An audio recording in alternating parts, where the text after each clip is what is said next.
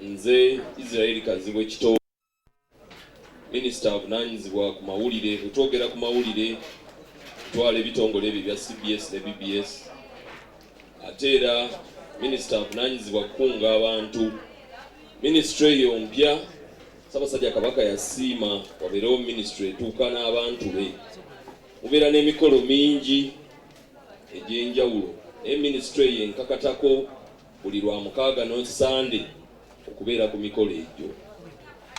Ate era nze mwogezi w'Obwakabaka bwa Buganda. Sooka okubategeeza nti Ssaabasajja Kabaka gy'ali atudde ku Namulondo y'abajjajjaabe alamula Obuganda. Bakitegedde akaluulu ak'amaanyi ddala. Olunaku olwaleero Kamalabyonna yantumye okubeera wano mu bigere bye. Kamalabyonna mumanyi bulungi nti leero lwaggalawo ekisaakaate kya Maama Nnaabagereka. Tasobola kubeera naffe naye antumye okubalamusaako n'okubeebaza olw'okujja mu bungi bwe muti. Byonna ebigenda mu maaso amayengo ga BBS gabimutuusaako n'emitimbagano gyaffe. Protocol baagituyitiddemu dda. Munzikirize ngende ne Kamalabyonna bye yasazeewo ow'omukolo guno. Ate nga ye Abe yatwanjulidde buli mugenyi waffe. Kiba kya bulyaza amaanyi ate okuddayo n'oyanjula buli muntu. Mwenna mbawadde ekitiibwa nga seerabidde bannaffe bajjajjaffe abogedde obulungi bwe batyo n'omulimu gwe batukoledde. Bwe njogera ku Katolu Bwama yali munnabitone atasangikasangika. Yali omusajja eyakozesa ekitone kye okutuuka ku bintu bingi ne yebbulula okuva mu bizibu bye yalimu, okuva mu mbeera gye yakuliramu n'afuuka omusajja ow'amaanyi. Katolu Bwama yaweerezaako mu ministry eyo gy'entwala eya BBS ya CBS era be bamu ku basajja baasanyusanga abantu buli ku makya abakaliisoliiso. Nga buli lw'owulira CBS ku makya essanyu ne bw'oba wasuze n'ebizibu bingi naye n'owulira ku ddoboozi lya Katolu Bwama wawuliranga essanyu.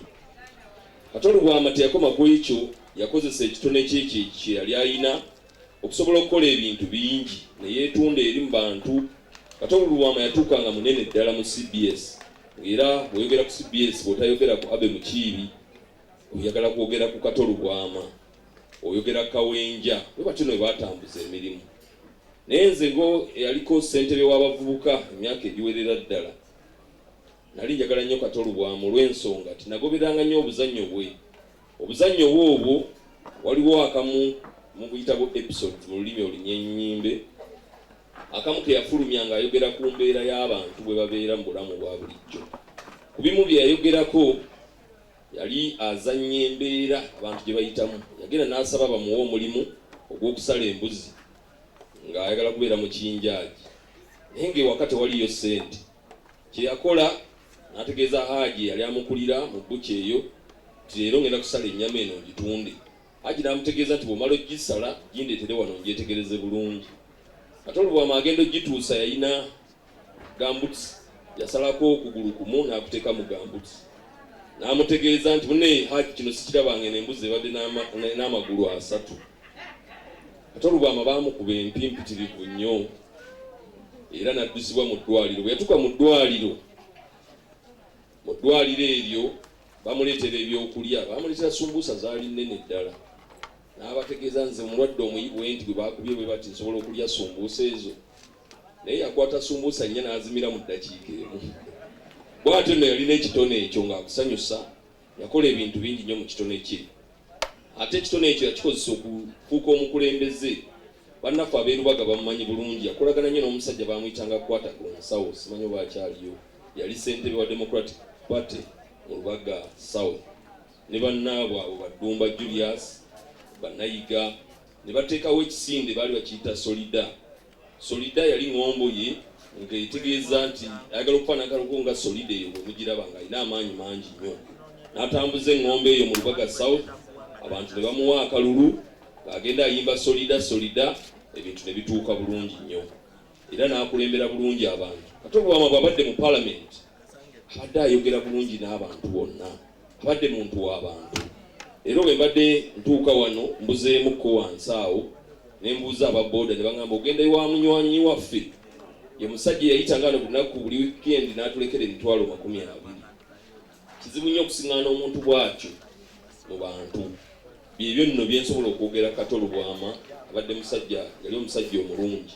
Naye olunaku olwaleero nga mu Buganda twagala ate kubagiza tufunye omusika Conrad ono musika wa Katolo Bwama yalagirawo dda nti musajja w'amaanyi kubanga ffenna abasinga atumanyi yafeesi zaffe atuuseeyo namulabirako nnyo Kawaala nga balina Eddumba Julius ayina ebigendererwa birungi era ajja kukola omulimu guno agutuuse mu maaso. Tumwebaza olw'okutuuka mu ntebe eyo, bingi bye bakubuulidde tusaba obigoberere. Abantu abamu balowooza nti Obwakabaka bwa Buganda bwatandika ne Kabaka Kintu, sijja muyita Ssekabaka, bakimanyi mukimanyi. Naye Obuganda bwaliwo nga Kabaka Kintu tannajja. Obuganda bwali buyitibwa Muwawa. Muwawa kitegeeza ekintu ekyesudde amabanga. Era bwalina abakulu b'ebika abaaliwo mu biseera ebyo.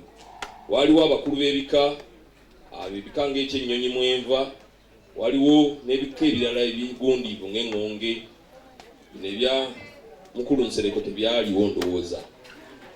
Naye ebika bino byalina abakulu b'ebika baali bakulemberwa omutaka mu kiseera ekyo yali ayitibwa Bemba Musota. Bemba Musota yali mukaawu nnyo nga yeekaba nnyo afugisa abantu bano embeera etaali nnungi. Naye Kintu bw'ava yonna gye yava n'ajja mu Buganda wano yatuula n'abataka abaaliwo n'ajja n'ebika naye bye yajja nabyo n'awangula Bemba Musota n'asalawo batuule Ennono awo mu Busujju ne babaga constitution etaali mpandiike. Mu constitution eyo baasalawo Buganda eddukanyizibwe mu ngeri ssatu. Baateekawo amasiga asatu. Essiga erisooka ery'abajjajjaffe abataka ab'obusolya. Abo bakola omulimu munene nnyo okulaba nti ennono za Buganda zitambula bulungi. Nze nga Kazibwe sobola kuwasa Nakazibwe. Waliwo ebintu bye tulina okukola nga mu Buganda naye nga bajjajjaffe abo bwe batulambika. Era mu maaso kaabo bajja bategeeza omulimu omulala gwe baakola ennyo wano. Ate essiga eddala lye livaamu omulangira ali eŋŋoma. Tosobola kwetuuma mulangira nga toli mulangira. Era mwe muva Ssaabasajja Kabaka Ronald Muwenda Mutebi owookubiri Sserwatika Lwattaka. Essiga eryokusatu lye livaamu abaami abafugirako Ssaabasajja Kabaka Mwengwa. Mulimu ab'amasaza, mulimu olukiiko lwa Buganda, mulimu ab'emiruka, mulimu ab'amagombolola n'abatongole. Bwe bityo nno Buganda bwe zeetambula. Amasiga ago asatu gakola kinene era gatambulira wamu. Erimu bwe livaako entamu eba ejja kugwamu. Bwetyo nno bwe tuzze tutambula emyaka n'ebisiibo. Naye bwe twatuuka mu 1966 Kawenkene Obote yajja n'ayagala okuggyawo Obwakabaka bwa Buganda. Yasooka neeyambaza ekkanzu n'agwa mu maaso ga Beene n'amutegeeza nti ssebo w'oligwa wendigwa. Nga wasizza n'omukyalo Omuganda. Abantu ne balowooza nti omusajja ono asala enguudo mu mutwe yandibaamu ekyamaanyi. Nga olwo tuleseewo Ben Kiwanuka Bendikito. Naye Kawenkene ekyali kiseera kitono nnyo n'atwefuulira byonna bye yakola mubimanyi. Neyegatta ne musajja wa Amini ne balumba olubiri. Era nnyinimu n'awaŋŋangusibwa. Ekiseera ekyo kyali kizibu nnyo, abantu baali bamanyi Obuganda bukomyawo. Baali bamanyi kiwedde. Bannabyabufuzi abaseketerezi abatamanya ŋŋamba balowooza ebintu ebyo byonna bikomyawo. Naye bajjajjaffe bano ab'ebika baasigala bakola omulimu gwabwe. Baasigala batuuma amannya agalina okutuumibwa. Baasigala mu nnyiriri zaabwe nga bagoberera ennono zaabwe mu mituba. Ate era tebaakoma ku ekyo, baasigala bawuliza ne Ssaabasajja Kabaka yonna gye yali. Nze nga Kazibwe bwe ŋŋamba nti nva mu lunyiriri lwa Luyiira, nva mu mutuba gwa Jjanja, nva mu ssiga lya Nawandugu, jjajjange ow'Akasolya ye mbazziira ebulimu, omubala gwaffe gubala nti mukyambadde mulimu engompo omuggo neewerekere, ebyo byonna baali babitutegeeza. Era baasigala bakola omulimu ogwo. Wajjawo abakulembeze bangi mu kiseera ekyo. Wajjawo bannaffe Balule, wajjawo Abinaayiisa, baayagala Obuganda bukomewo naye tebaalina maanyi gamala. Naye omukulembeze ono aliko yajja okulwana olutalo lwa 1986. Baamutegeeza nti okutereeza emitima gy'Abaganda n'okubazza obumu ofuga eggwanga lino olina okuddayo n'onoonya omulangira. Mu kiseera ekyo yali Ssaabataka Ronald Muwenda Mutebi owookubiri. Amagezi ago yagawulira wadde banne be yali nabo abamu baali tebakikkiriza. Era Kabaka yalabibwako mu Luweero ne bannaffe bannadduli n'alagira abaganda okuwagira gavumenti eno. Gavumenti eno naye yatuukiriza nezza obwakabaka era mujjukira ekyali enaggalabi Ssaabasajja Kabaka yakomawo. Bintu bingi ebikoleddwa abaali balowooza nti Bulange egenda kubeera military base kati etudde bulungi era yaddizibwa obwakabaka. Kyo tukibasiimako tibakola kinene. Naye waliwo birala bingi bikyabulako Honorable Nsereko bitusaba kubanga oluusi mutuweesa guno ate guno ne musika. Nompa egombolola ate enkya n'ogiteekamu abamilitale ne bagikuuma. Naye byonna tujja kuwaŋŋana ebitiibwa tulabe gye tunaatuuka. Tujja kubasaba ennono eyo eyakolebwa constitution gye mba nnyonnyodde okwongera ogigoberera. Obwakabaka tusoosowazza mu mwaka guno ebintu bisatu: okukola n'obunyiikivu, okukola n'okwagala, okukola n'obwerufu. Obwerufu butandikira ne maka nga Conrad Bozze. Ogenda kufuuka oba ofuuse omwami owawaka. Olina okubeera omwerufu eri baganda bo. Bategeeza zo ssente ze tufunye mu estate. Zo ssente zigenda kuyamba abaganda bange kusoma. Obwo bwe bayita obwerufu. Obwerufu mu maka ogenda kufuuka omusajja oba olwedde oli mufumbo. Tetwagala essimu ebeeremu Nakirijja nga Nakirijja omutaddeko ow'omusenyu.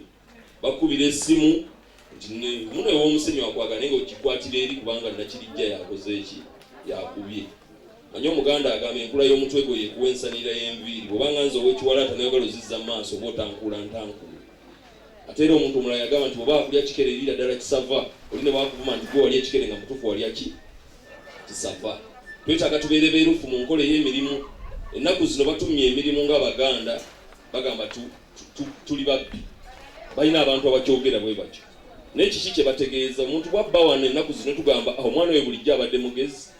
Omwana oyo bulijjo mugezi yabbye obukadde 2, yabbye obukadde 3. Naye obuba bwewussa tekiba kintu kirungi. Nja kubasaba tuddeyo mu mirimu gyaffe nga tuli beerufu. Kola n'okwagala, kola n'okubumalirivu naye ng'oli mwerufu. Naye bakyala baffe mu maka mubeere beerufu. Bwe nsaba school fees ewaka mwongeramu emitwalo 2. Omwana waba agenda ku trip oyongeramu 2, house girl n'ayongeramu omutwalo, headmaster naye n'ayongeramu, bigenda okutuuka gwe bitu bwe bijja bitambula. Obwerufu buweddewo nnyo. Mu parliament mubiraba ebintu ebizze olusi bibeerawo. Ng'okuyisaawo ekimu commission balina ogiwaayo akasente. Tusaba obwerufu budde mu nkola yaffe tujja kusobola okukulaakulanya eggwanga lyaffe. Ekyokukola n'obumalirivu nga maze ekyobwerufu. Buli mulimu gw'okola gukole n'obumalirivu. Obuganda ennaku zino tetwalyanga kawunga na bijanjaalo. Katuyita mmere y'abasibe. Naye ennaku zino ye yafuuka emmere ya buli lunaku. Tuli ekibu kimu. Ssaabasajja Kabaka ensonga zino zonna azimanyi. Twali mu Mwanyi Terimba, Ssaabasajja Kabaka yalagira Katikkiro baali mu Tofaali ng'abantu baavu mu bitundu eyo yonna. N'amulagira nti baako ekintu ky'okola ekinaggulula abantu bange okuva mu mbeera gye balimu. Baleeta Mwanyi Terimba era ebadde ekoze bulungi. Abantu mu Buddu, Honorable Sookumbuli ow'e Kakuuto bamulina kye bafunyeewo, waliwo okuseseetuka. Naye ekyo tekimala. Tulina okuddayo okulwana ng'Abaganda mu maka gaffe gye tutandikira. Gwe Ssemaka ewaka kiki ky'okozeewo? Amaka go mayonjo, abaana basoma, balina engatto mu bigere. Tulwana okwejja mu bwavu nga tukola n'obumalirivu. Ne bw'oba osiika capati, kola n'obumalirivu n'obuyonjo w'okolera abantu bajja zitwala. Bw'oba olina boda beera muyonjo, abantu atambulira ku boda bakusiime, yogera nabo bulungi. So si bano bwe tuyitako n'akuba ku mukyala akabina naawe n'omugambako naga nze nafa dda nva mu maaso. Bwe bityo bwe biri. Ne tusaba okubeera abamalirivu mu nkola ey'emirimu. Ekisembayo tukole n'okwagala. Omuntu bw'okola n'okwagala tokoowa. Omuntu yenna buli kintu n'okikola n'okwagala tokoowa. Nze kubulidde nti nkola okuva ku Mande okutuuka olwokutaano emirimu gya yafeesi. Naye olw'omukaaga ne Sande bampa emikolo 3 gy'oba olina okubeerako egy'Obwakabaka. Olabanga eddoboozi lya nnyinimu lituuka mu bantu. Naye ebyo natusobodde okubikola okulaba nga Obuganda bubeerawo. Nja kubasaba twongere okugenda mu maaso, twongere okwagala Obwakabaka, tugoberere ensonga ezo ze mbategeezezza ku lwa Katonda n'ensi yange. Ssaabasajja Kabaka awangaale.